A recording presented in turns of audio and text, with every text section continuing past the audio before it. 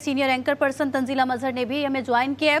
तंजीला, हमने देखा कि भारतीय मीडिया की जानिब से मुसलसल झूठी और मनगढ़ंत खबरें फैलाई जा रही हैं, क्या कहेंगे इस पर आप?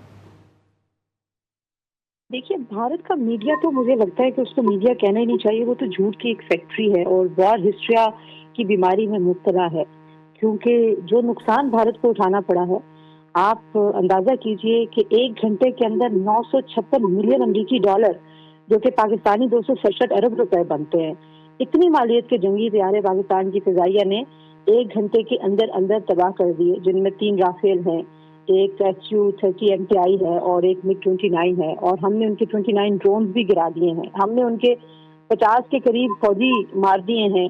और ये हमला भारत ने किया था, ये एग्रेशन भारत की थी और भारत का इतना भारी नुकसान हो गया है, सियासी तौर पर भी एक्सपोज हो गए। पहलगाम हमले में पाकिस्तान की किसी किस्म की कोई भी इन्वॉल्वमेंट का एक सबूत आज तक वो दुनिया को दिखा नहीं पाए। तो आप बताइए, उनके पास ऑप्शन क्या रह जाता है?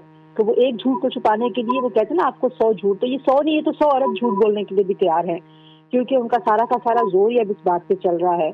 और दूसरी तरफ आप ये भी देखिए कि जिस तरीके से आज का जमाना है, ये 5th जनरेशन वॉर का जमाना है, और आप जो है वो इंफॉर्मेशन का इतना फ्लो है, उसमें आप समझते हैं कि आप ये जीत जाएंगे, लेकिन सच तो सच रहता है। वैसे भी एक बड़ी मशहूर कॉल है कि जब जंग का माहौल होता है तो सबसे जो पहली कैजुअलिटी होती है, उसमें सच की कैजुअलिटी होती है। और मीडिया भारत का तो पहलगाम, पुलवामा, पठानकोट, गुजरात में जो मामला हुआ, बाबरी मस्जिद, आप देख लीजिए, उनकी तारीख है, वो तो सिर्फ झूठ की बुनियाद के ऊपर ही सर्वाइव करते हैं।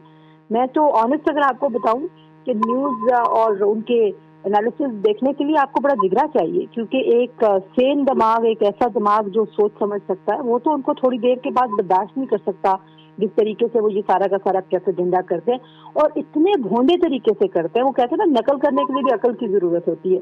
मतलब इतने भोंडे तरीके से वो सारी बातें कर रहे हैं।